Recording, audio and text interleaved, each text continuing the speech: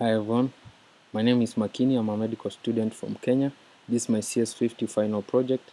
Amsun Notes is a web application that allows students to watch YouTube videos and make short notes on the same page. It's built using Flask, Python framework, JavaScript, and SQLite 3 database. The application functions by consuming YouTube API, making calls to the API, and rendering a video for the user to watch. So we'll do a quick review how the application works.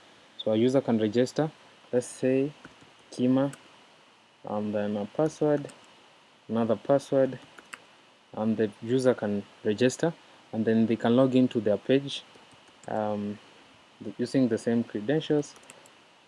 Then they can do a new note by inserting a YouTube link, search video. The video will be displayed on the page, and then the user can play the video, let's say. To kill cancer cells. It involves using high energy rays like X-rays or electrons to kill cancer cells.